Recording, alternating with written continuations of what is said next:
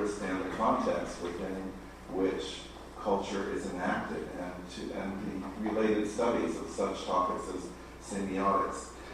Secondly, the importance of integrating the humanities with the sciences and developing a context for discussions in the natural and social sciences. Thirdly, finding meaning in life through critical self-reflection about what your roles in life are. And I think, Elaine, you started us off very well on that by saying that you really felt it was incredibly important to pose the question, why am I doing this? How does what I'm doing really make a difference? And that's something you challenge those around you to ask as well.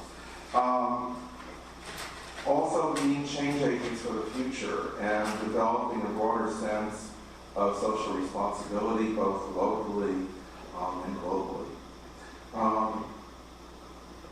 A philosophical approach that involves questioning both purpose and ends, Madeline, as you referred to. And within the academic setting and in your own studies, learning from interdisciplinarity. Many of you mentioned the term interdisciplinarity, and the exciting juxtapositions of various bodies of knowledge that we can access in building our understanding of the world around us. So, having come through that initial presentation, since the topic today is the humanities at Wake Forest in the future, and the future of the Institute, but also, just as importantly, the future of the Wake Forest student body and the Wake Forest academic experience. When you envision Wake Forest 10 years from now, what strides would you like to see us make in humanities within the curriculum and within our academic environment? And how do you see these qualities being manifested in the Wake graduate class of 2021? Just to sort of take you from where you are in the present right now and what you've been experiencing to looking forward, particularly in terms of how your own experiences have impacted you. And that's a big question. Well, one of the duties that I think that will be part of the Humanities Institute's goal should be to kind of redefine in students' minds what the humanities are, because people, I think, students will often say they're so narrow, because you'll go into a class and you'll study a poem for 2 weeks, and that really, I think, turns a lot of people off, and maybe rightly so. And that's a broader cultural criticism, like, why should my money go so that some student can study this obscure work of art from 1792. Those are criticisms that I think will have to be answered by the Institute. And I actually wrote an article about this for the student newspaper and kind of suggested ways that we could ignite people's passions, because obviously we are a group of students who are passionate about the humanities, but there are people who are very resistant to the study of the humanities. I have some friends of mine who just hate English, or whatever. But I think that one of the ways to do that would be to, let's say there's this 19th century lesbian writer in Morocco, and she's like the only one, and that makes her interesting and unique and worthy of study. But maybe instead of having to write a paper just talking about, this is what this writer thought, you might interview French speakers in Morocco about how the writer's works have impacted the Moroccan national consciousness, or affected ideas about sexuality, which in turn maybe shaped ideas now about how to treat Muslim women, for instance, and just so you can kind of see the ripple effect and how humanities are a jumping off point for thinking in wider culture, just to contextualize the humanities, because they are a part of the broader context and shouldn't be separated into the ivory tower and kind of picked apart there and deconstructed endlessly. I think they need to be brought back into the heart of what it means to be a student, as someone who's passionate about life and art. So. I think your question is interesting, Dr. Phillips, because whether students realize it or not, they all engage in some sort of discussion within themselves about the humanities. And I think that's what's so beautiful about the humanities is that it is part of our nature to question what is love, what is the meaning of life. And students, they might not realize it, but when you listen to that pop song on the radio, it's about what is love, heartbreak, whatever.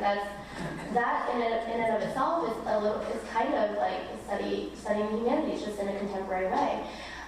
Maybe a goal for the Humanities Institute could be to sort of modernize the study of the humanities so that it's a little bit more appealing to students. I don't know, just something to think about.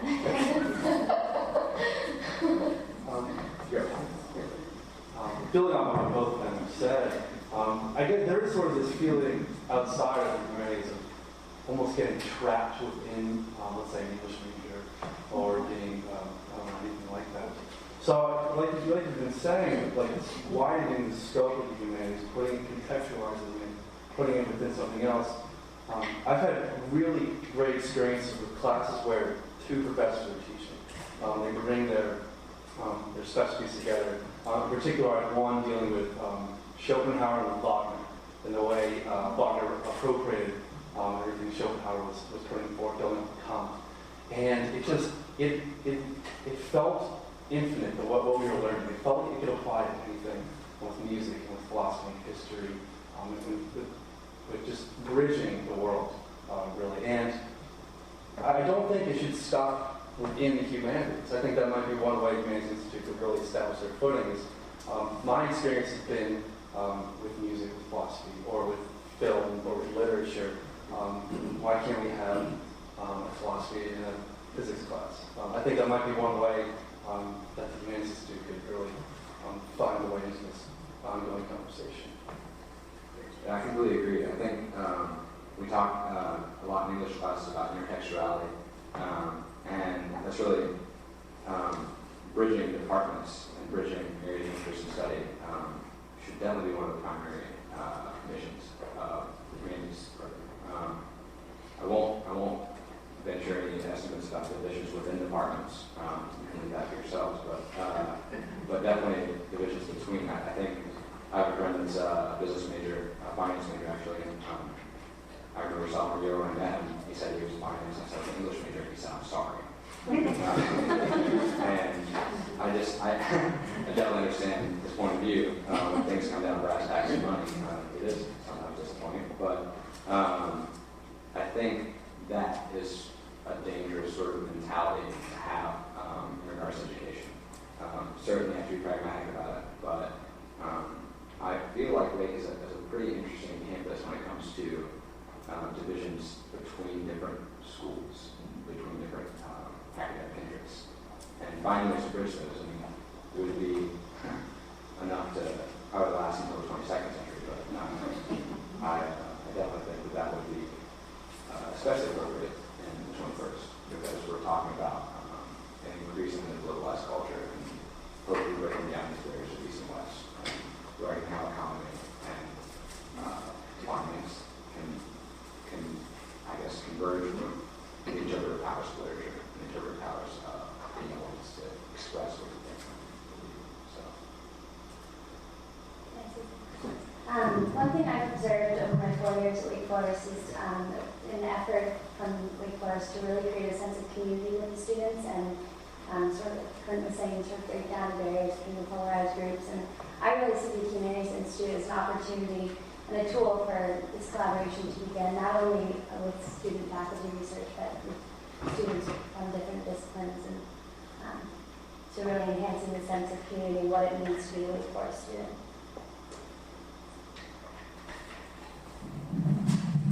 And any other comments on that question, or shall I go to the next? Okay, great.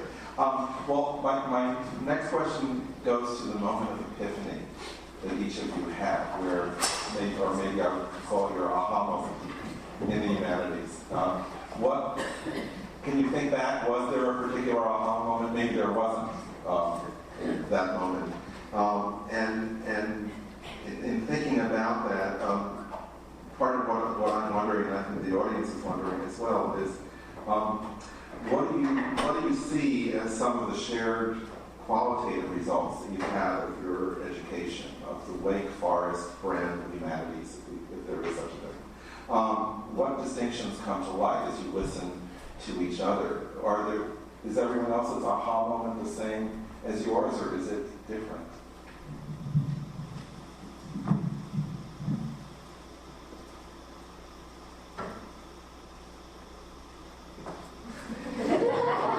I actually remember very vividly my aha moments. It actually happened outside of Wake Forest.